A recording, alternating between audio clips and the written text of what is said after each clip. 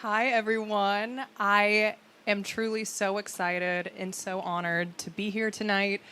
Firstly, thank you so much, Chris, for having me as a speaker.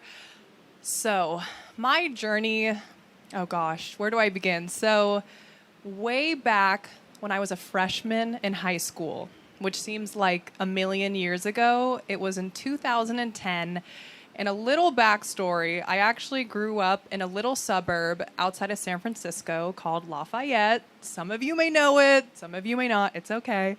And I started off my high school career just like anyone else. I was short, nerdy, awkward.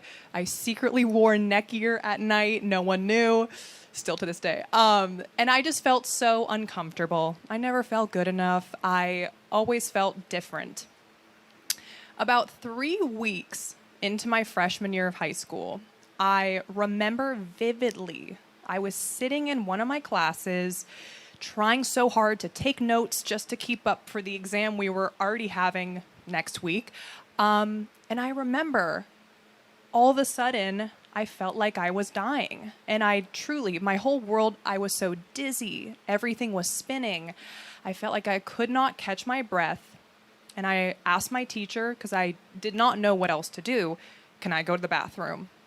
I ran off and I just self-soothed. I calmed myself down. And in that moment, sitting in the bathroom stall, cold, square, white tiles, just hearing the humming of the bathroom generator, I remember thinking, I hope this goes away.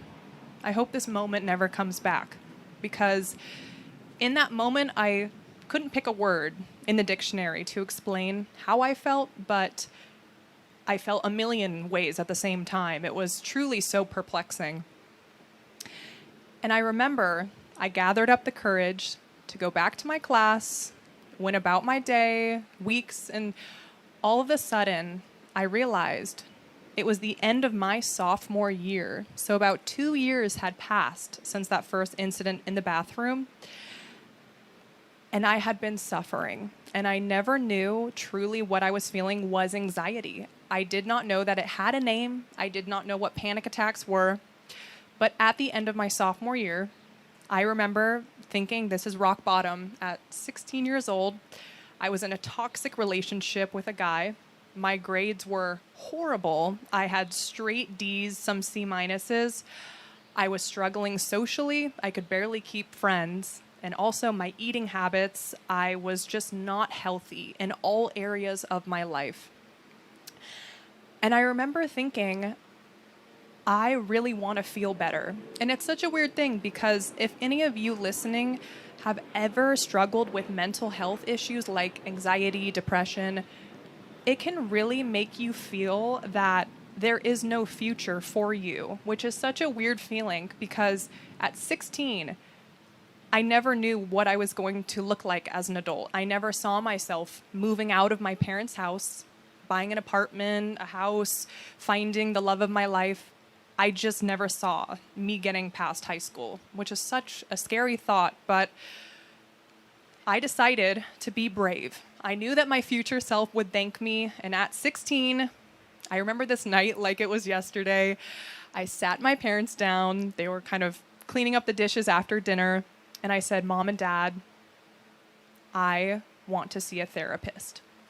And it was the weirdest sentence that rolled off my mouth, but it felt so liberating. And they looked at each other, and it really just blew my mind because I knew that my parents really loved me. They didn't belittle my struggles. They didn't make me feel like I was making it up for attention or, oh, it's just hormones, it's just puberty, you're a girl, it's just that time of the month. They didn't say any of that. They made me feel so respected as a human, as a woman, as a 16-year-old. So that moment on, I saw a therapist once a week. I started meditating, doing EFT tapping, exercising, eating healthy. I slowly but surely took my power back. And it was not an easy process. It was me showing up again and again, having to face myself, my biggest fears, my biggest insecurities, and really show it, yes, I'm going to win. My anxiety is not going to win today. And so I'm very proud to say that after high school, I graduated, moved down to Los Angeles, where I started my speaking career. I never went to college. I don't have a fancy degree, but what I do have is a lot of heart and a lot of charisma. And I know that my story happened on purpose. And I really hope you all feel so inspired tonight to turn your pain into purpose as well. Thank you so much. Thank you so much, Megan. So next up, here's another funny story. My good friend Amin here.